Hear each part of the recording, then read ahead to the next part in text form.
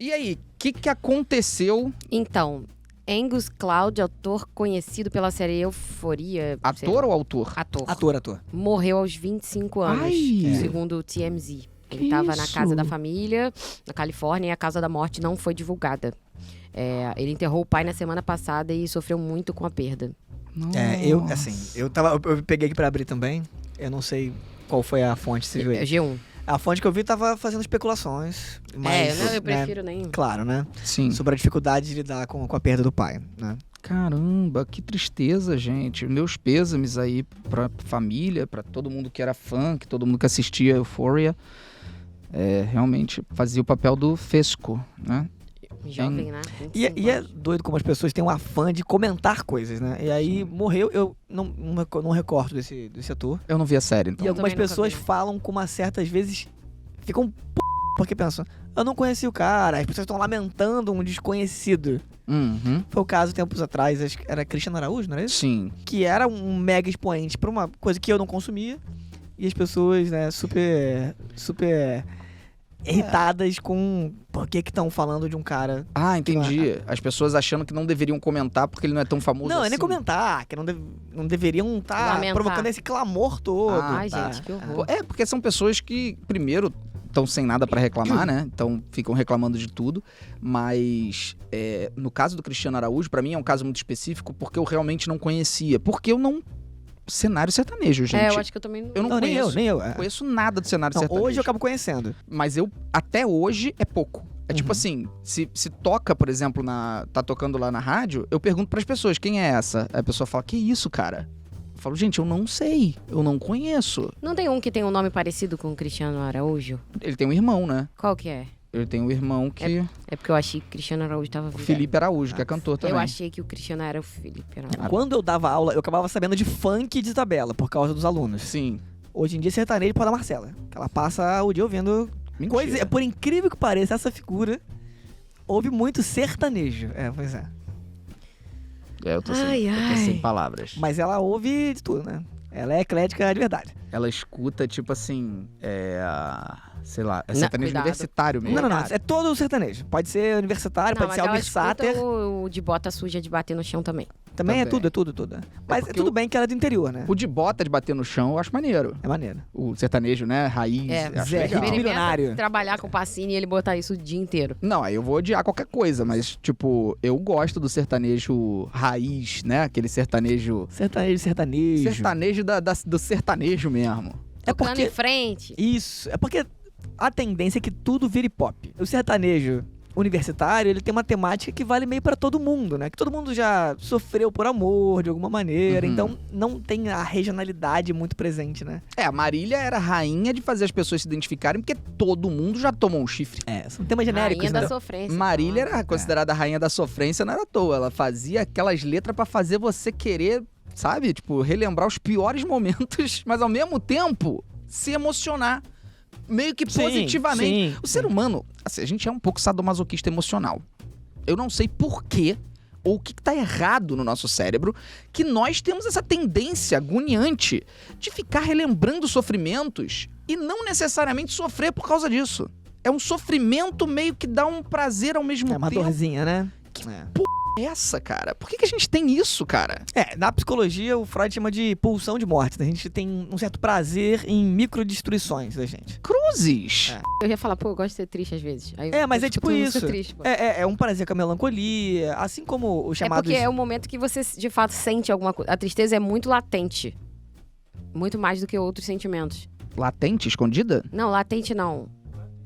Latente no sentido de Latente pulsante escondida. que você tá falando, nesse sentido? De latejar. Eu usava essa palavra errada também, eu descobri esse ano. Tá, então a tristeza é muito Pulsa. latejante. Boa, Pode era essa a ser. ideia, né? Entendi. Era isso. Pulsante. Isso, muito mais do que outras emoções, pô. Entendi. É curioso isso, que eu usava latente da mesma forma. Eu achava que tinha a ver com latejar. E você já tinha me corrigido sobre isso. É? Só que eu não consigo Com aprender. meio que estar dificuldade. exposto E ao contrário, E né? causar. E ao contrário, latente é escondido. É o que tá escondido. O que Não, é não existe. exposto é patente. Aí faz sentido. Não é potente? Patente. Patente é esse, ridículo. esse é um sentimento patente, ou seja, fica Aham. visível pra todo mundo. É patente. Cara, que Mas são antônimos? São. Latente e patente. E aí eu falei, eu nunca vou usar essa merda dessa palavra, porque, pô, ninguém vai entender, Rio Grande do Sul isso é privada. Pô, vou falar, pô, esse sentimento é patente. Aí o gaúcho vai falar, é um vaso sanitário? Pra eles é, de fato, patente é vaso sanitário. A gente perdeu, tava né? indo por algum caminho, tinha um fio com era a tristeza, né? é muito latejante, pulsante. Muito mais do que... Porque pra aquela- você sentir a alegria, tipo assim, é o rompante, por exemplo, de estar no estádio e teu time fazer um gol. É uma euforia tão grande e é ali no surto e já o equilibra. pico é rápido, né? E já equilibra. A tristeza não, a tristeza dói, gente. A dor, ela dói. A dor dói, é. A dor dói. E ela fica doendo. É porque é mais fácil, me parece, que a dor desperte a memória de outras dores, ou da sensação de outras dores, do que a alegria. A alegria é meio que assim, pelo que eu vivi agora.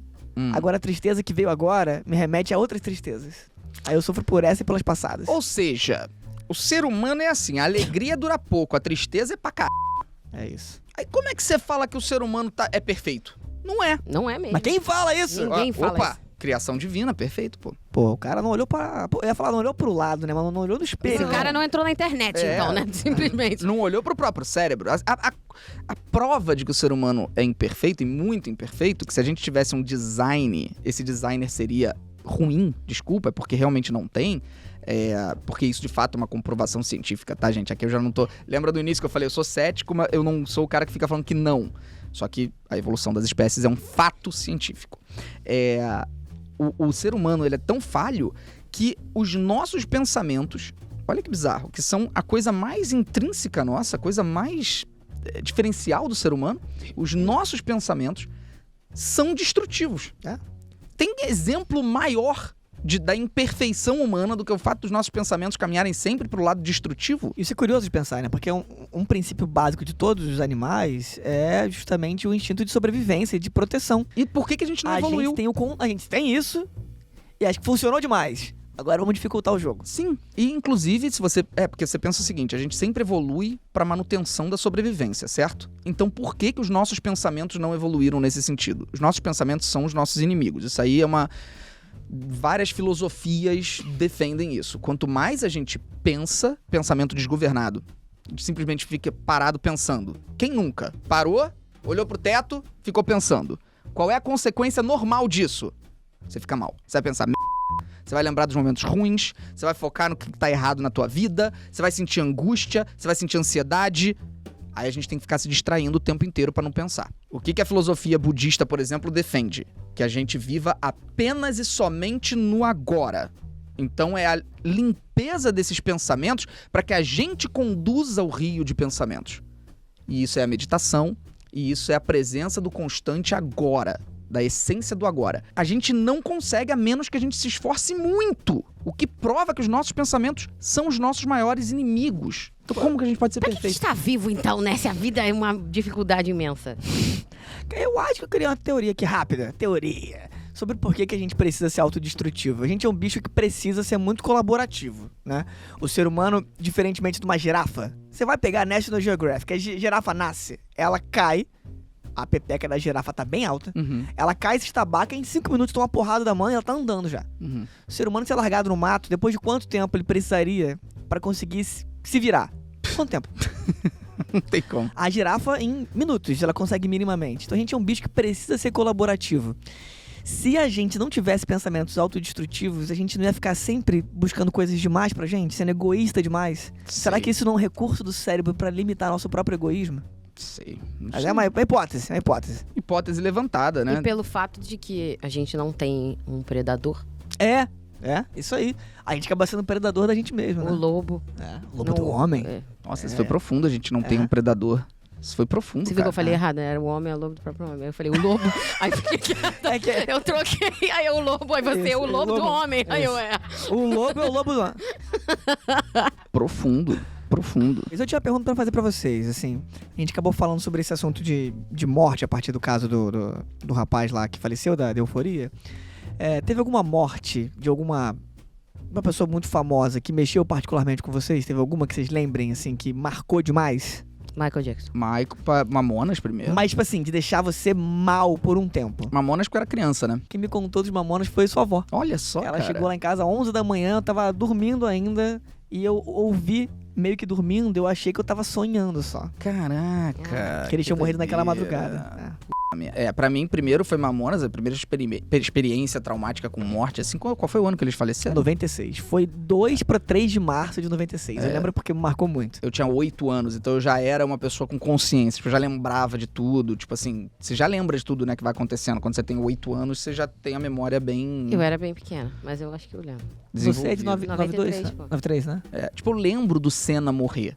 Eu lembro de onde eu tava, apesar de que foi 94, 94, né? Então, 1º de maio. eu tinha 6 anos. Mas mesmo assim eu lembro da cena, E dele também. né? da onde eu tava, de tudo, Galvão falando. Olha Sim. que bizarro. Mas eu tinha só 6 anos, então não me impactou tanto, né? Tanto que meu avô faleceu quando eu tinha 6 anos, não me impactou tanto. Você 6 anos, você ainda não tem essa noção. É doido né? que eu costumo dizer que eu nasci aos 7 anos. Porque foram muitos acontecimentos em 94. Foi o Real, o Brasil Tetra, morte do Senna. Então, meu pai teve o primeiro infarto. Olha, nossa, Então foram muitos acontecimentos pra uma criança, né? cara, é verdade. Eu acho que foi Michael Jackson e o avião da Chapecoense.